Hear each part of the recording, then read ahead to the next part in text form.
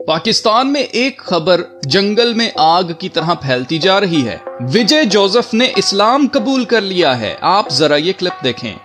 क्या विजय थलापति ने इस्लाम कबूल कर लिया? सोशल मीडिया पर एक वीडियो वायरल हो रहा है जिसमें साउथ सुपरस्टार विजय को नमाज पढ़ते देखा गया। तमिल फिल्म इंडस्ट्री के सबसे बड़े सितारों में से एक विजय ने 2 फरवरी 2024 को अपनी पार्टी तमिलगा वित्री कजगम के साथ राजनीति में कदम रखा और एक्टिंग छोड़ दी। अब रमजान के महीने में उनका एक वीडियो सामने आया जिसमें वो 7 मार्च को चेन्नई के YMCA मैदान में हजारों लोगों के साथ इफ्तार करते और नमाज अदा करते दिख रहे हैं। उन्होंने खुद पूरा दिन रोजा रखा और शाम को इफ्तार करने के बाद नमाज भी पढ़ा। अब सिर्फ ये ही नहीं बल्कि पाकिस्तान के मशहूर तज्जिया निगार हसन निसार साहब ने विजय के बारे में कहा कि मैं हर रोज विजय की सेहत और जिंदगी के लिए दुआ करूंगा। आप जरा ये क्लिप देखें। अच्छा, अब कहानी क्या है? वो मैंने उसकी 1-2 मूवीज देखी हुई है। वो पता नहीं तमिल, पता नहीं क्या है। हाँ, तमिल नाडो का। अच्छा, उसके चेहरे पे इसमें जो यंग हीरो है उसके चेहरे पे खास तरह की मासूमियत है और जोसेफ मुसलमानों के लिए नेक जज्बात रखता है तो डेफिनेटली वो मोदी साहब जैसी गैर इंसानी और शैतानी हरकतें नहीं करेगा। तो आज के बाद अल्लाह ने मुझे तौफीक दी, तुम इसकी सेहत और जिंदगी के लिए दुआ करो। तो क्या विजय ने इस्लाम कबूल कर लिया है? क्या वजह है कि दुनिया भर में जब भी कोई सेलिब्रिटी या कोई मशहूर शख्स इस्लाम कबूल करता है तो दुनिया भर के मुसलमान इस न्यूज़ को बहुत ज्यादा शेयर करते हैं और उस शख्स को फॉलो करने लग जाते हैं। आखिर ऐसा क्या होता है जो आज विजय को लेकर हो रहा है? और सबसे बढ़कर क्या विजय थलापति किसी खास मकसद के लिए लाया गया है? तो आइए आज की वीडियो में इन सवालों के जवाब ढूंढते हैं। मैं हूं अल्मास जेकब और आप देख रहे हैं Vijay Thalapathy praised by Pakistani Muslims, but why?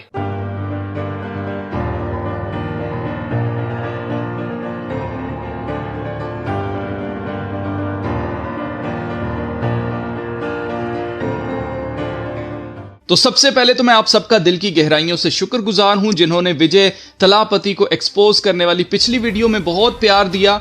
मैं ये वीडियो बनाना नहीं चाहता था क्योंकि मुझे लगा कि मैंने ऑलरेडी विजय को एक्सपोज कर दिया हुआ है। अब जिनको अक्ल होगी वो तो समझ जाएंगे। पर अभी रिसेंटली हमारे चर्च में एक प्यारी बहन नाविया ने मुझे बताया कि विजय को लेकर एक क्लिप इस वक्त वायरल हो रहा है कि विजय की मूवी गोट जो कि साल 2024 में आई थी, इस मूवी में एक सीन है जिसमें विजय की गाड़ी का नंबर दिखाई दे रहा है TN07 CM2026। इस नंबर प्लेट पर साफ साफ लिखा है TN, जिसका मतलब है तमिलनाडु, 07 न्यूमरोलॉजी में नंबर 7 का अदद कामलियत यानी कंप्लीशन का नंबर माना जाता है, CM मतलब चीफ मिनिस्टर और आगे साल 2026 लिखा हुआ है। ये कोई फेक न्यूज नहीं है, ये कोई AI से बनाया गया इमेज नहीं है। गोट मूवी के डायरेक्टर ने अभी रिसेंटली ये नंबर प्लेट विजय को गिफ्ट की है, जिससे साफ साफ जाहिर है कि सब कुछ पहले से प्लान्ड था। आपको याद रखना है कि ये शैतान के पुजारी कोई प्रिडिक्शंस नहीं करते हैं, कोई रोया नहीं देखते हैं, ये प्लानिंग करते हैं। और इनकी प्लानिंग इसीलिए कामयाब होती है क्योंकि लोग लैक ऑफ नॉलेज में हैं और इसीलिए खुदा के कलाम में लिखा है कि मेरे लोग अदम मार्फत से, लैक ऑफ नॉलेज से हलाक हुए। और नॉलेज को ये लोग एक्टिवली रद्द करते हैं।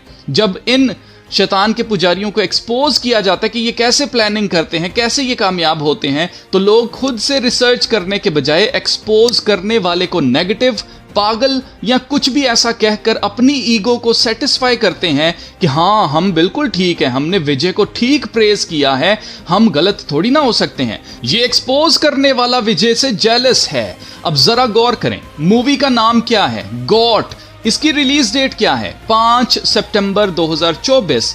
ये नाम और ये डेट दोनों पैक्ड विद सिंबलिज्म और न्यूमरोलॉजी है। गॉड लेफ्ट हैंड पाथ वाले लोग हैं जिनके बारे में खुदा के कलाम में लिखा है जब यीशु मसीह वापस आएंगे तो भेड़ों और बकरों को अलग करेंगे, भेड़ों को अपने राइट हैंड साइड पर और बकरों को अपने लेफ्ट हैंड साइड पर रखेंगे। बकरे आग और गंधक की झील में डाले जाएंगे क्योंकि इन लोगों ने जानते बूझते हुए ये कहते थे कि हम यीशु मसीह पर ईमान रखते हैं, बट ये अपने दिल की राहों पर चलते थे। इन्होंने लेफ्ट हैंड पाथ चूज किया था।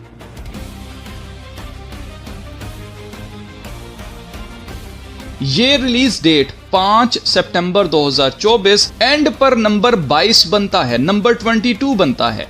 5 जमा 9 सितंबर 9वां महीना होता है तो ये नंबर 14 बनता है, और 2024 का नंबर एंड पर 8 बनता है तो 14 जमा 8 ये नंबर 22 बनता है। मैं पिछली वीडियो में आपको बता चुका हूं कि विजय ने आते साथ ही एस्ट्रोलॉजर जिसने विजय के जीतने की प्रेडिक्शन की थी, इसने उसे अपना एडवाइजर की गवर्नमेंट जॉब ऑफर कर दी थी, इसको रख लिया था। जिसके बाद जब लोगों ने बवाल मचाया तो इसने उस एस्ट्रोलॉजर को नौकरी से निकाल दिया, जिससे साफ जाहिर है कि ये सितारों के इल्म, टैरो कार्ड रीडिंग, जादूगरी और न्यूमरोलॉजी में हैवीली इन्वॉल्व है। अब विजय ने अपनी पॉलिटिकल पार्टी 2 फरवरी 2024 को बनाई थी। फरवरी दूसरा महीना होता है, 2 फरवरी मतलब नंबर 22। गोट मूवी की रिलीज डेट का नंबर एंड पर 22 बनता है। अब ये सिर्फ यहां ही खत्म नहीं होता, विजय ने 2024 में अपनी पार्टी बनाई जिसका नंबर एंड पर 8 बनता है 2024 का, और 2026 में ये सीएम बना। 2026 की न्यूमरोलॉजी एंड पर नंबर 10 बनती है तो 8 जमा 10 ये नंबर 18 बनता है। नंबर 18 है, ये शैतान के पुजारी क्यों इस्तेमाल करते हैं आप अच्छी तरह से जानते हैं।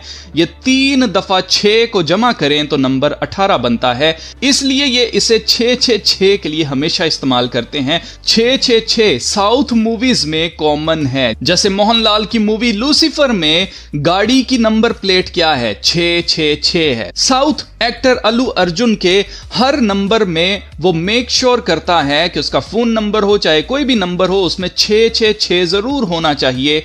आप जरा ये क्लिप देखें। What is my Allu Arjun's phone number? Well, all my numbers end with 666. It could be my car, it could be my phone number, it could be my anything. Anybody who knows me knows that I use numbers which have 666.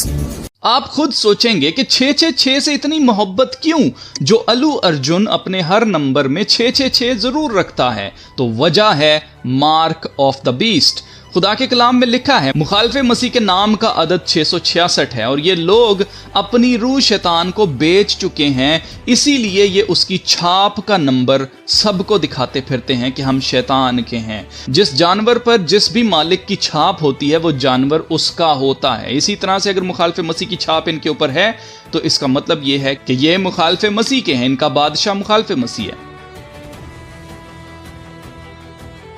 अब हम आते हैं इस बात पर कि पाकिस्तान का तमिलनाडु से क्या लेना देना। विजय इंडिया की एक स्टेट का सीएम बना है, वो कोई पूरे इंडिया का सदर नहीं बन गया जो पाकिस्तान के लिए भी कुछ अच्छा होगा। तो हसन निसार दुआएं क्यों करने की बात कर रहा है? क्या ये पाकिस्तान को बचाने के लिए आया है? अब गौर करें, हमेशा शैतान कंफ्यूजन पैदा करता है। जैसे मुसलमानों को लग रहा है कि विजय मुसलमान हो गया है, मसीहियों को लग रहा है कि एक मसीही लीडर बन गया है, और हिंदुओं को लग रहा है कि वो तो हमारी तरफ है, वो तो माथे पर तिलक या बिंदिया लगाता है, हाथ में लाल धागा पहनता है, वो तो हिंदू है। तो आपको एक चीज याद रखनी है अजीजों, इसे कहते हैं सेवियर या मसाया कॉम्प्लेक्स। इसमें होता यह है कि जो ग्रुप्स अपने आप को पावरलेस समझते हैं, जिनके अंदर लो सेल्फ एस्टीम होती है और जो खुद को सोशल आइसोलेशन का शिकार समझते हैं, वो हमेशा किसी ताकतवर, इन्फ्लुएंशियल या मशहूर आदमी को अपना सेवियर या मसाया मानते हैं। और यही आज पाकिस्तान के मुसलमानों के साथ हो रहा है। इनकी हुकूमत करप्ट है, हर दूसरी चीज के अंदर 2 नंबरी है, और अवाम अपने हुक्मरानों से तंग है। ऐसे में ये अपनी उम्मीद मशहूर ताकतवर इंसान के साथ लगाते हैं और भूल जाते हैं कि जैसी अवाम वैसे हुक्मरान। हमारे मसाइल हमने खुद ही ठीक करने हैं, कोई तमिलनाडु से आकर हमारे मसले ठीक नहीं करने वाला है। विजय को एक खास मकसद के लिए लाया गया है, और वो खास मकसद गुमराह करना है, कंफ्यूज करना है और धोखा देना है। और ये सब कुछ इसलिए किया जाएगा ताकि बार बार लोग उम्मीदें लगाएं और फिर ये उन उम्मीदों को तोड़ें, ताकि जब मुखालिफे मसीह आए तो लोग उस पर भी झूठी उम्मीद रखें। ये माइंड प्रोग्रामिंग हो रही है जिसे पॉजिटिव सोच का नाम दिया जा रहा है, पर असल में मकसद मुखालिफे मसीह की राह तैयार करना है। यही एल्बर्ट पाइक ने कहा था तीसरी आलमी जंग में मसीही बगैर डायरेक्शन के, बगैर कंपस के हो जाएंगे और उन्हें समझ ही नहीं आएगी कि वो किसे इज्जत दें, किस पर भरोसा रखें, किसे फॉलो करें। तो ये बार बार बड़े बड़े लोग जिन पर लोग भरोसा करेंगे, ये इनका भरोसा तोड़ेंगे ताकि लोग कंफ्यूज हो जाएं कि क्या सही है और क्या गलत है, किसे फॉलो करें और किसे ना करें। इसलिए अजीजों, मैं आपसे यही कहूंगा, खुदा के कलाम में लिखा हुआ है, लानती है वो शख्स जो इंसान पर भरोसा रखता है और जिसका दिल खुदा से दूर होता जाता है। अपना भरोसा खुदा पर रखें और अपने मसाइल को खुद हल करने की कोशिश करें। कोई लीडर आकर आपके मसले हल नहीं करने वाला है।